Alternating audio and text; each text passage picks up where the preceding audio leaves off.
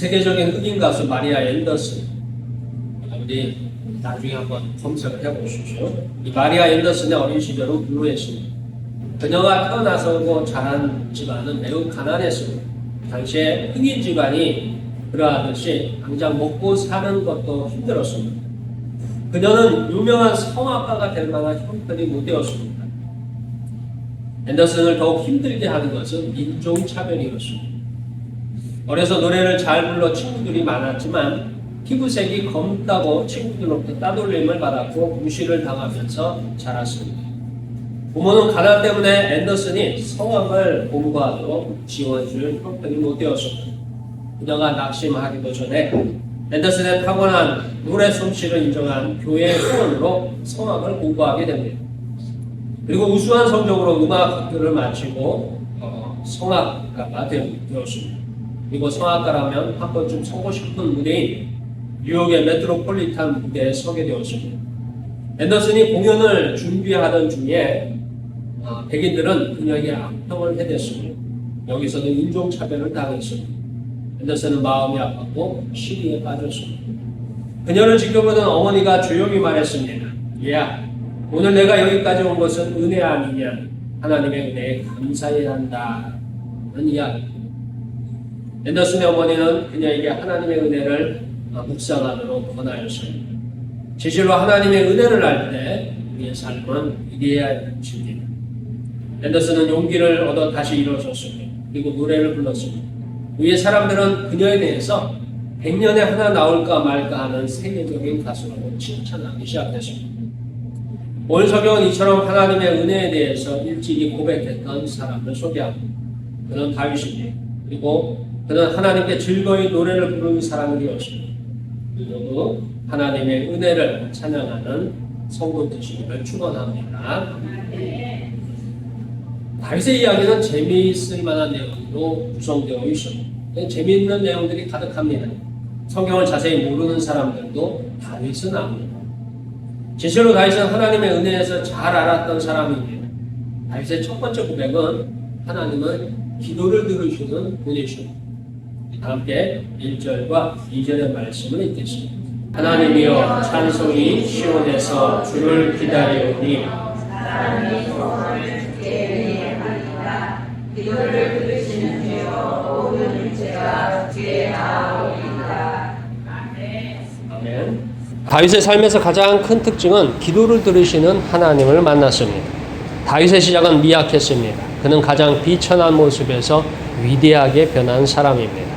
시편 78편에서 다윗은 자기의 시작을 이렇게 고백합니다. 그의 종 다윗을 택하시되 양의 우리에서 취하시며 젖 양을 지키는 중에서 그를 이끌어내사 그의 백성인 야곱 그의 소유인 이스라엘을 기르게 하셨더니 라고 고백합니다. 그러니까 다윗은 지극히 낮은 자리에서 시작했습니다. 오늘날 따지면 흙수저에서 시작했어요. 그러니까 다윗을 보면 개천에서 용이 난 것입니다. 그럼에도 위대한 인물인 이유는 그가 이스라엘의 하나님을 의지하였기 때문입니다. 특별히 기도를 들으시는 하나님을 의지하였습니다. 성경에서 전하는 이 기도를 들으시는 하나님은 지금도 여전히 기도를 듣고 계십니다. 그래서 하나님은 자기에게 기도하는 자를 찾으셔요. 우리가 기도할 적에 하나님 우리의 기도를 놓치지 아니하시고 우리의 기도를 또 듣고 계십니다. 그리고 그 기도에 응답하고 계신 줄 믿으시길 축원합니다. 세계 2차 세계전 때의 이야기입니다. 당시에 영국은 프랑스를 돕기 위해서 29만 명의 군인들을 프랑스에 보냈습니다. 그런데 전쟁은 영국과 프랑스가 원하는 방향으로 흐르지 않았습니다. 갑자기 프랑스가 독일에 항복하면서 이 영국 군대는 포위당하고 말았습니다.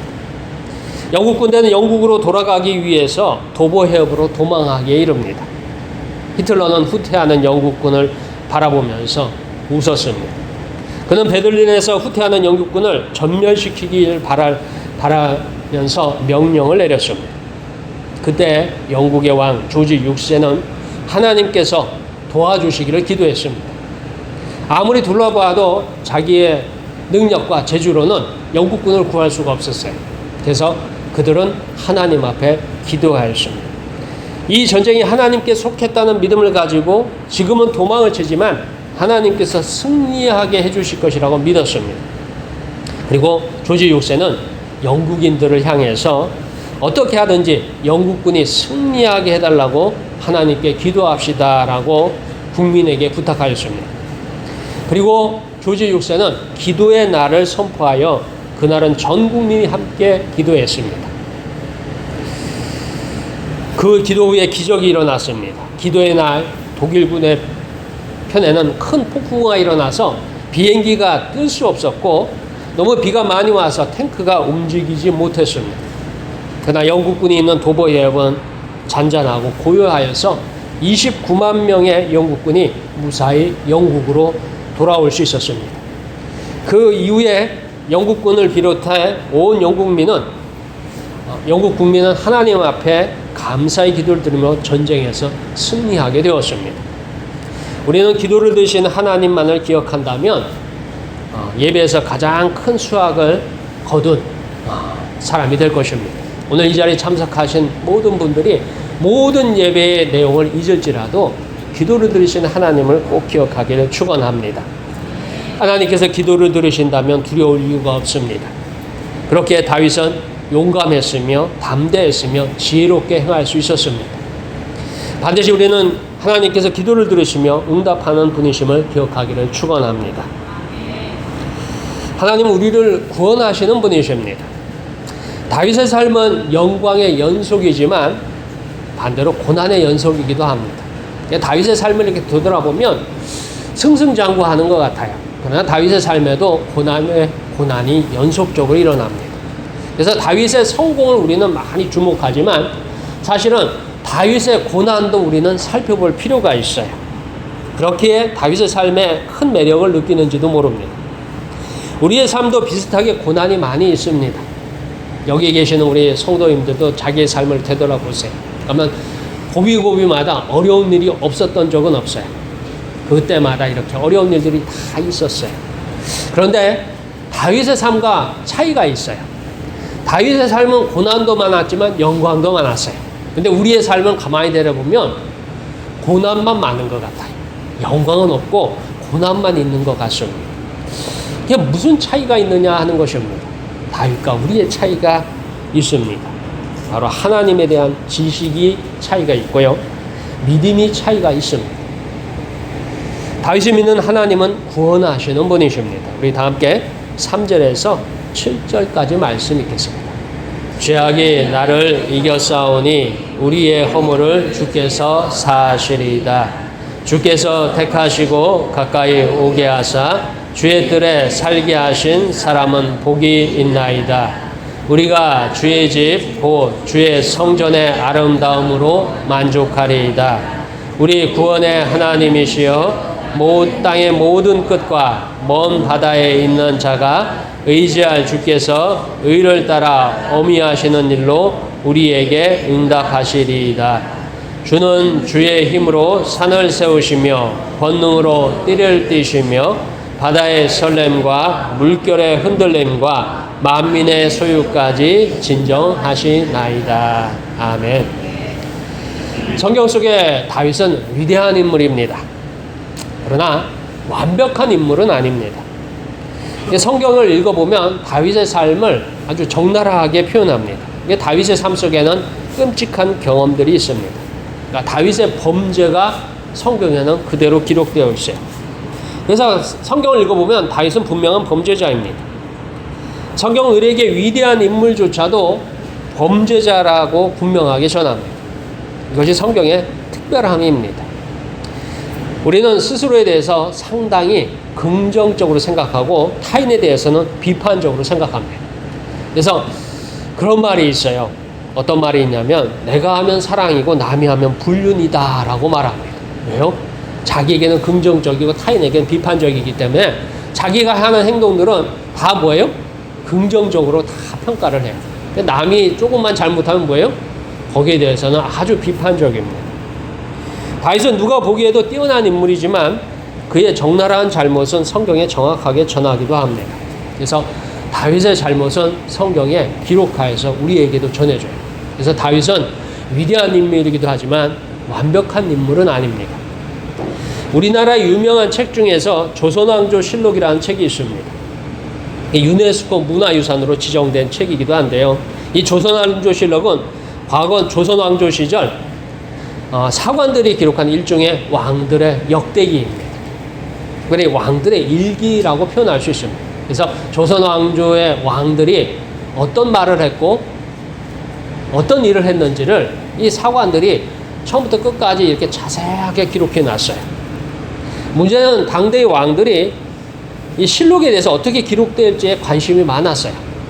그러니까 내가 왕을 하는데 나에 대해서 어떻게 기록할지, 또 나의 아버지를, 나의 할아버지를 어떻게 기록했는지에 관심이 많았어요. 특별히 잘못을 많이 한 왕일수록 자기가 통치를 하면서 문제가 있다는 걸 자기도 알아요. 자기가 잘못하고 있는 것을 자기도 알아요. 그런 왕일수록 뭐예요? 이 실록에 기록되는 내용에 관심이 많았어요. 그래서 어떻게 해요? 어떻게든 그것을 뜯어 고쳐보려고, 그것들을 어떻게 해요? 자기에게 유리하도록 쓰게 하려고 많은 자기의 권력을 사용해서, 그래서 이 사관들, 특별히 이 실록을 기록했던 사관들이 많이 죽기도 했습니다. 심지어 그런 시도조차도 기록에 남겼습니다. 그래서 후대의 왕들 중에는 자기의 선조 왕들의 기록을 고쳤어요. 그래서 이 사관들한테 시켰어요. 이걸 안 고치면 너희가 죽을 거라고 협박을 해가지고 그걸 고쳤어요. 그리고 나서 그러면 조선왕조 실록이 어떻게 기록됐느냐? 그 고친 기록, 왜 고쳤는지 때까지 그대로 다 기록해서 남겨놔버렸어요. 그러니까 고치려고 시도했던 것조차도 그대로 남겨놨습니다. 성경은 이보다 더욱 심합니다. 가장 깊은 곳에 숨겨진 은밀한 일이라도 드러납니다. 그 결과 다윗은 죄에 굴복하여서 절망에 떨어집니다. 하나님께서 은혜를 베풀지 않았다면 사람은 스스로 선한 일을 조금도 할 수 없으며 쓰레기 인생이 됩니다. 그래서 다윗은 자기의 인생이 성경에 적나라하게 기록된 것을 보면서 단 한편 하나님 앞에 고백을 합니다. 우리 다 함께 시편 51편 10절에서 11절까지 말씀을 찾아서 읽겠습니다. 구약성경 839쪽입니다. 하나님이여 내 속에 정한 마음을 창조하시고 내 안에 정직한 영을 새롭게 하소서. 나를 주 앞에서 쫓아내지 마시며 주의 성령을 내게서 거두지 마소서. 아멘. 자, 오늘 시편 65편에서도 말하기를 뭐라고 얘기하냐면 이렇게 얘기합니다.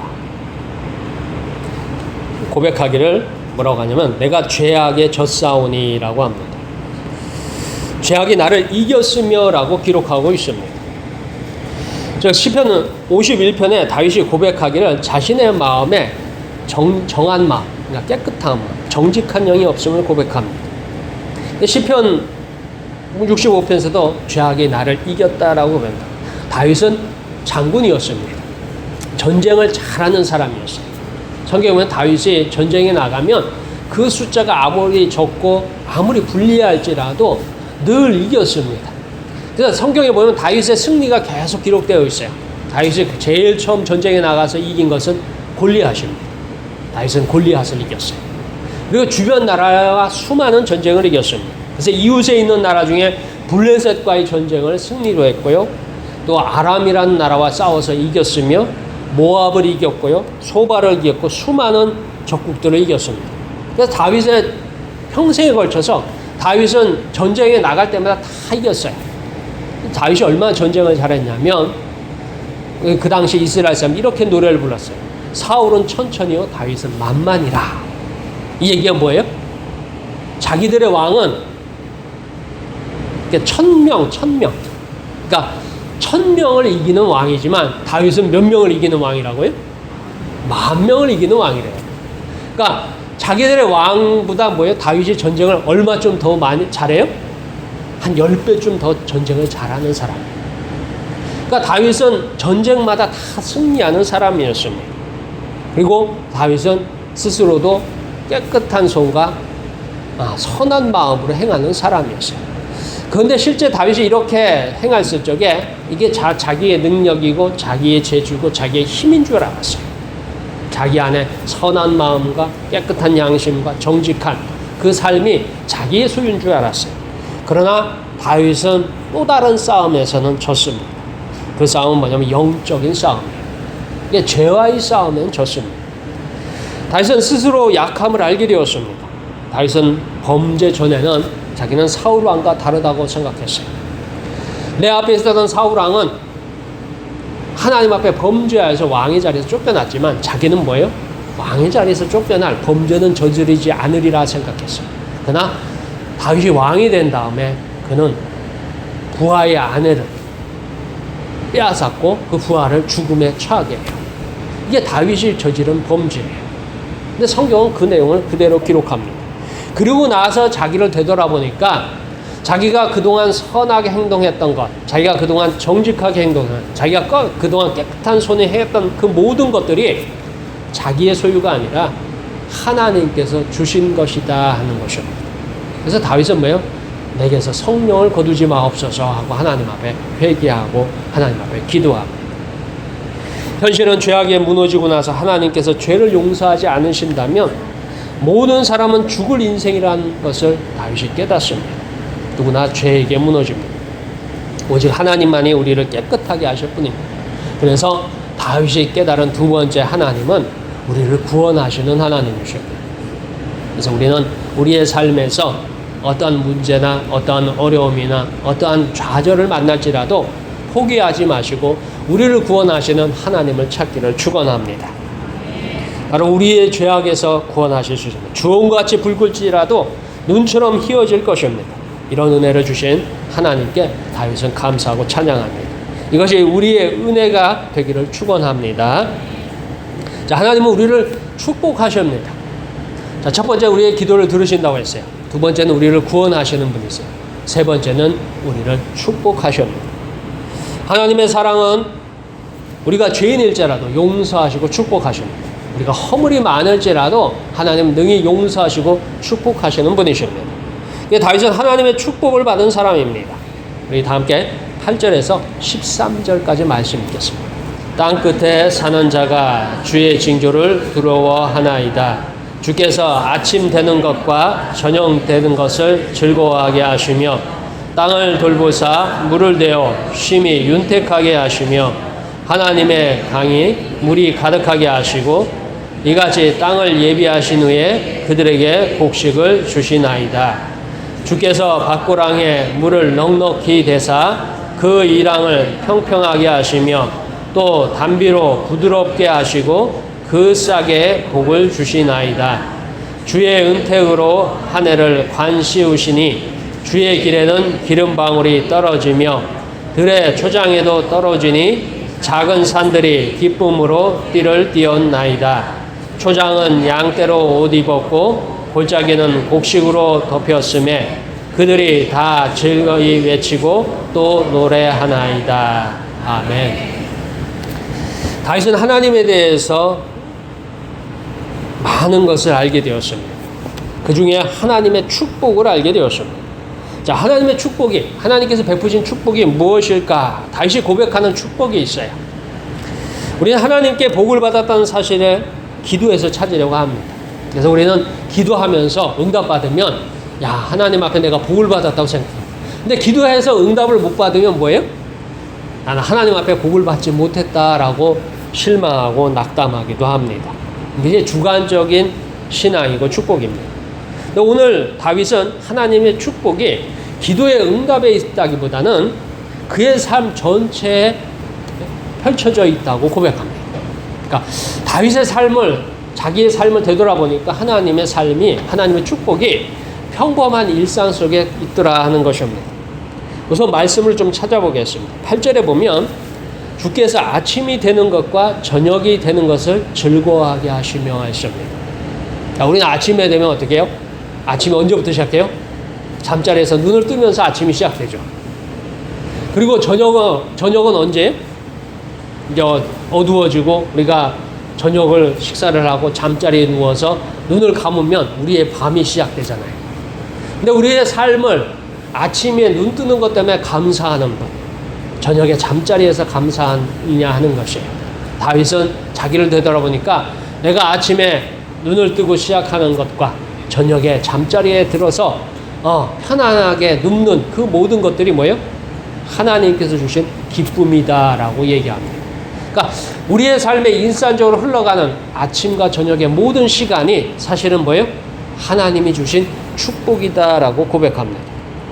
9절에 보면요, 땅을 돌보사 물을 대어 심히 윤택하게 하시며 라고 나옵니다. 여러분들이 이제 지금은 겨울이죠. 겨울에서 들에는 뭐 작물이나 곡식이 자라지 않아요.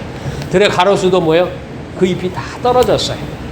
그래서 우리가 봄이 되면 어떻게 해요? 그 가로수에 잎이 나잖아요. 우리는 그런 현상들을 보면 뭐예요? 그 당연한 것이다 생각해요. 강에 강물이 흐르는 건 당연한 것이고, 봄이 되어서 싹이 나는 것, 나무에서 그리고 곡식에서 씨앗이 나서 들판에 자라는 것, 이 모든 것들이 뭐예요? 자연스럽다라고 표현해요. 그러니까 스스로 되는 것이다 라고 생각해요.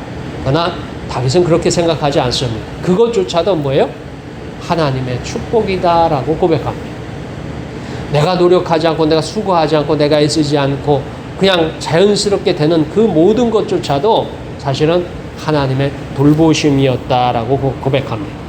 다윗이 보기에 그곳에 하나님의 복이 있음을 전합니다. 계속해서요, 다윗은 11절, 12절, 13절에 연속하여서 일상의 평범함 속에 녹아있는 하나님의 축복을 살펴보고 있습니다. 우리는 하나님의 축복하면 특정한 일, 특정한 목적, 특정히 바라는 것이 되었을 적에 하나님의 축복이라고 생각해요. 우리가 하루하루 사용하면서 호흡하고, 우리가 왔다 갔다 하는 직장에 출퇴근하고, 그리고 우리의 삶에 계획하는 일상 평범한 삶, 모든 것들을 오늘 성경에서 다윗은 뭐예요? 그 모든 것이 하나님의 축복이다라고 고백합니다. 거기에 다윗의 신앙의 신비와 비밀을 발견합니다. 우리는 다윗의 영광을 볼 적에 그가 뭐예요? 첫 번째는 기도하는 하나님을 고백해요. 두 번째는 우리의 아무리 허물과 죄가 많을지라도 우리를 구원하시는 하나님을 고백합니다. 마지막은요, 하나님의 축복을 고백합니다. 시편 65편의 시작에서 이렇습니다. 하나님이여 찬송이 시온에서 주를 기다리오며 라고서 시작해서 마지막에는요, 다 즐거이 외치고 또 노래하나이다로 마무리합니다. 다윗은 찬송하는 사람입니다. 하나님을 찬양하는 사람입니다. 감사가 넘치는 사람입니다. 다윗의 삶은 고난의 연속이지만 고난을 이겨낸 힘은 이 감사와 찬송에 있습니다. 우리의 삶에도 뭐예요? 감사와 찬송이 가득할 적에 우리의 삶도 다윗과 같은 영광을 주실 줄 믿으시길 축원합니다. 우리는 감사를 찾으십시오. 그러면 저절로 찬송을 부르게 될 것입니다. 여러분의 가족에, 우리의 삶에 있는 모든 것들에 감사하시길 축원합니다. 다윗이 보았던 축복을 바라볼 것입니다. 그리고 다윗이 누렸던 축복의 현장을 경험할 것입니다. 이미 하나님은 넘치도록 구웠지만 우리가 감사하지 못하고 찬송하지 못한다면 고난은 있지만 결코 영광은 없을 것입니다. 우리가 감사하고 찬송할 적에 고난도 지나고 영광과 축복의 은혜가 넘치기를 축원합니다. 우리의 삶이, 우리의 생활이 영광과 축복이 넘치기를 축원합니다. 기도하겠습니다.